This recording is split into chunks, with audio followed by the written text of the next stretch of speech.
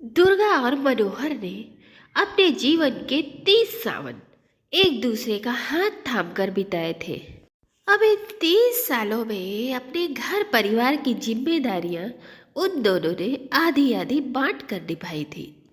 जहां दुर्गा ने तन और मन से परिवार की सेवा की, वहीं मनोहर ने प्रेम और धन की कभी कमी नहीं होने दी।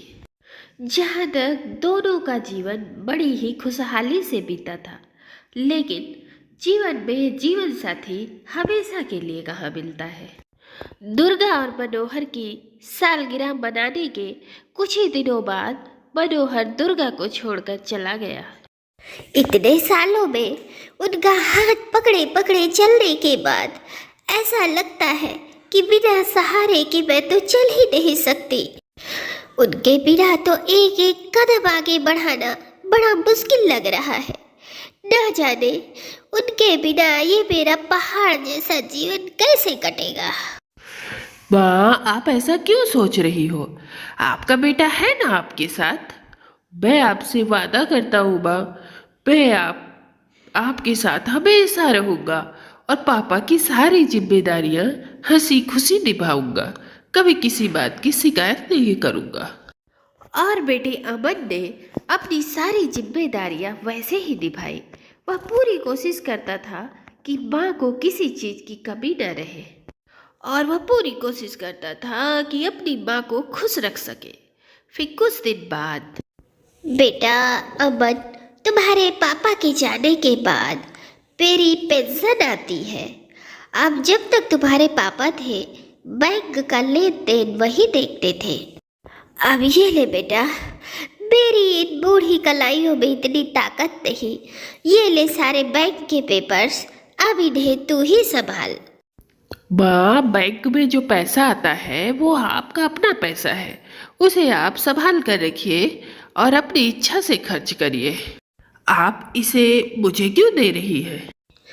अरे बेटा, मुझे तो बैंक से पैसा निकालना आता भी नहीं। तुम्हारे पापा थे तो ऑनलाइन ही अपना सारा काम कर लेते थे। मुझे ये सब घच्चक कर समझ में नहीं आता बेटा, इसलिए ये सब कागज ले और अपने पास ही रख ले।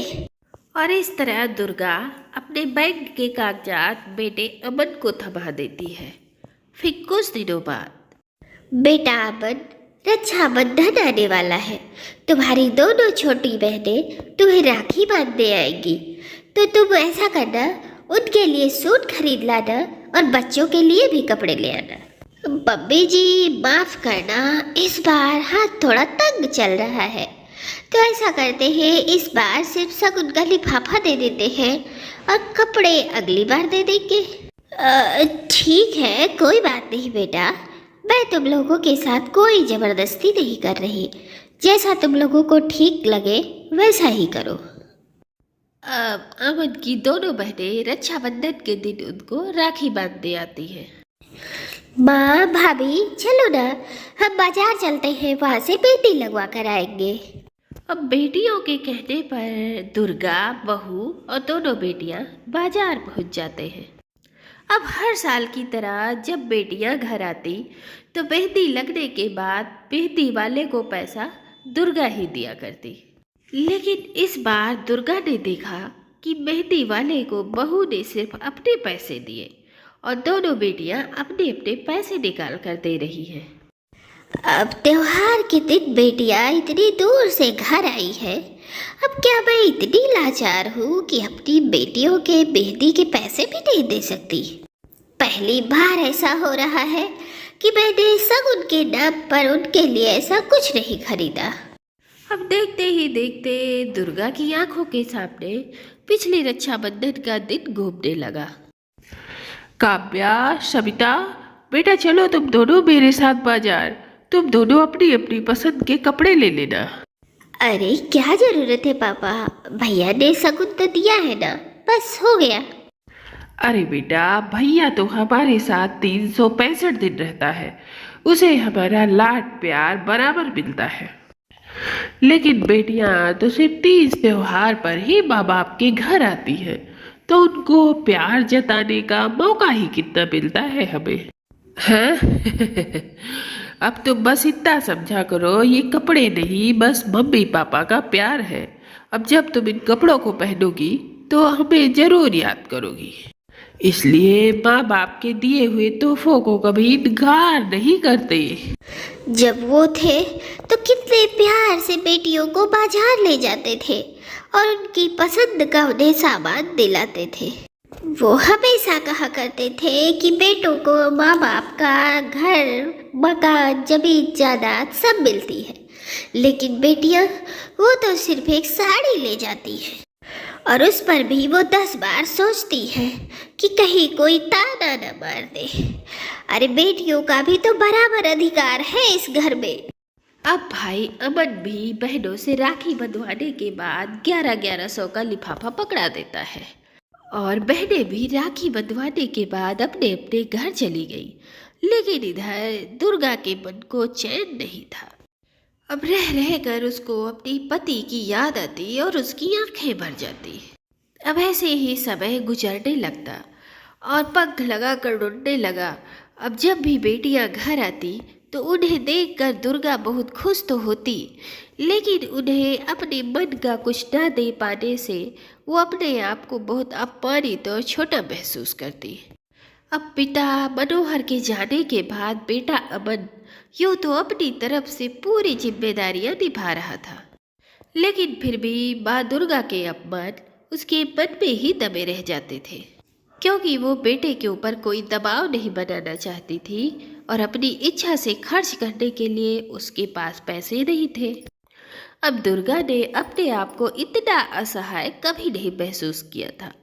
अब रिश्तेदारी में जाना हो या बेटियों के घर जाना हो तो सगुन के नाम पर दिए जाने वाले तोहफे दुर्गा हमेशा अपनी पसंद से लाती थी। अब भगवान के आशीर्वाद से मनोहर की अच्छी और ऊंचे पद पे नौकरी थी, इसलिए लेन देन करने के बारे में उसे ज़्यादा सोचना नहीं पड़ता था। माँ, मेरी बेटी चांदनी का आज पहला जन्मदिन है, आप सबको आना होगा। अब अपनी नातिन का पहला जन्मदिन सुनकर दुर्गा बहुत खुश होती है और उसके मन में इच्छा थी कि वह अपनी नातिन के पहले जन्मदिन पर उसको सोने की चैन दे। लेकिन बेटे और बहू ने एक भी बार दुर्गा से उसकी इच्छा के बारे में पूछा ही नहीं। माँ, कल सविता के घर उसकी बेटी के जन्मदिन पर चलना है। मैंने और प्रिया ने सोचा है कि हम उसके जन्मदिन पर 5100 रुपये दे देते हैं। अब उसे जो चाहिए होगा वो अपनी पसंद से खरीद लेगी। ठीक है बेटा, जैसी तुम्हारी इच्छा। अब नातिन चांदनी के पहले जन्मदिन पर बेटी सविता देखती है कि माँ की आंखें कुछ नम हुई है। क्या बात है माँ, आप इतनी उदास क्यों हो? कोई बात है क्या? अरे नहीं नहीं बेटा, ऐसी कोई बात नहीं है, मैं तो बहुत खुश हूँ। अरे आज मेरी नातिन का पहला जन्मदिन है ना। माँ, आप बहाने मत बनाओ, आपका चेहरा देखकर लग रहा है कि आप किसी न किसी बात से परेशान हैं। अब तुझे अपने मन की क्या बताऊँ बेटा, जब से तेरे पापा गए हैं मैं तो बस इसी बंधन में बंध के रह गई हूँ। मेरी बहुत इच्छा थी कि मैं चांदनी के जन्मदिन पर उसकी सोने की चेन बनवा के दूँ, लेकिन मैं अमन से कह नहीं पाई। अरे माँ, आप क्यों फिजूल में परेशान हो रही है? तोहफे से कुछ नहीं होता, आप अपना आशीर्वाद देने आ गई, यही मेरे लिए बहुत है। वो सब ठीक है बेटा, लेकिन माँ बाप की भी तो अपनी कुछ इच्छाएं होती है। मैं ये नहीं कह रही कि अमन अपने फर्ज से पीछे हट रहा है, वह अपनी जिम्मेदारी बखूबी निभा रहा है, लेकिन जब तक मैं जिंदा हूँ तो मेरा भी तुम्हारे प्रति, समाज के प्रति कुछ फर्ज है और मैं वो फर्ज निभाना चाहती हूँ। लेकिन मेरे हाथ में तो एक फूटी कौड़ी भी नहीं है। अब जब मेरे हाथ में कुछ रहेगा ही नहीं तो मैं किसी के लिए क्या कर पाऊंगी? अब सविता को माँ के मन की बात समझ में आ जाती है। अब कुछ ही दिनों बाद भाई दूज का त्योहार था और सविता भाई दूज मनाने के लिए जब घर पहुंची तो भाई अमन से इस बारे में बात की। भैया, माँ बैंक का लेन देन नहीं जानती, इसीलिए उन्होंने अपने सारे पेपर्स तुम्हें हैंड ओवर कर दिए और इसमें कोई बुराई भी नहीं है। भैया, जब घर की सारी जिम्मेदारियां आप निभा रहे हैं तो उनका पैसा भी आपका हुआ। लेकिन मैं एक बात आपसे कहना चाहती हूँ भैया, हर महीने बैंक से पैसे निकाल कर उसमें से कुछ पैसे माँ के हाथ में जरूर रखा करो।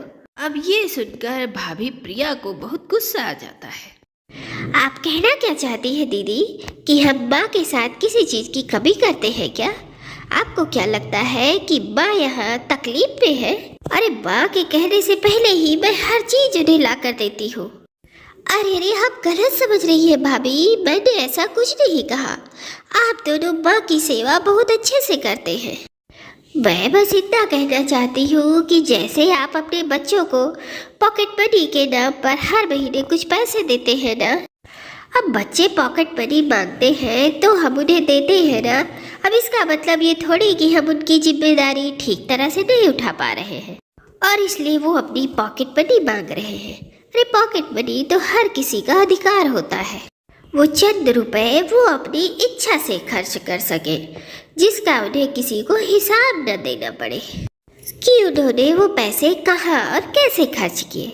इसी तरह से माँ भी अपनी हर जरूरत के लिए आपके सामने हाथ तो नहीं फैला सकती भैया। इसलिए माँ का आत्मसम्मान बना रहे तो उसके लिए भैया आपको हर महीने माँ को कुछ पैसे देने चाहिए। अगर माँ कुछ खरीदना भी चाहे तो बिना संकोच के अपने आत्मसम्मान के साथ वो खरीद सके।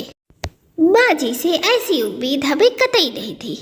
अब इस उम्र पे माँ के ऐसे भी क्या खर्चे हैं जो हम उन्हें पूरा नहीं कर पा रहे।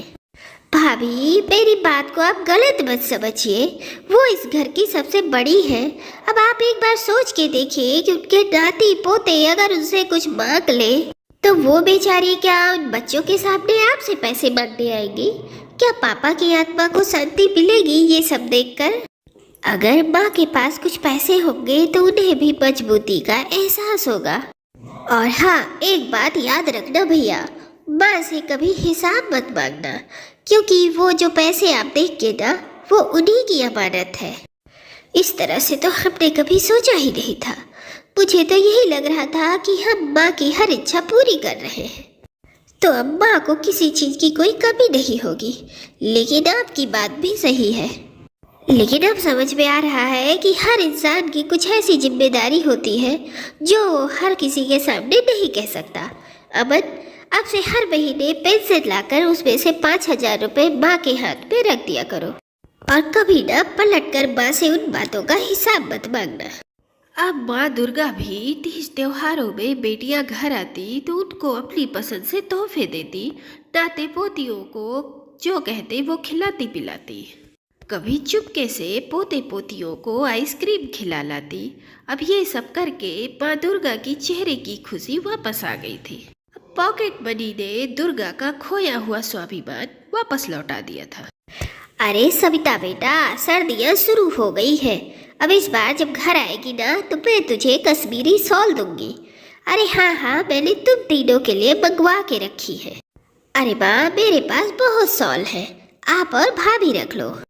अरे मैंने भाभी के लिए भी मंगवाई है, तू अपनी वाली ले जा आकर। अब आपके पास चाहे कितना भी हो, लेकिन माँ हमेशा बेटियों को सूट, साड़ी, शॉल, स्वेटर सब पहुँचाती रहती है। अब क्या आपकी माँ भी ऐसा करती है? हमें कमेंट बॉक्स में ज़रूर बताइएगा।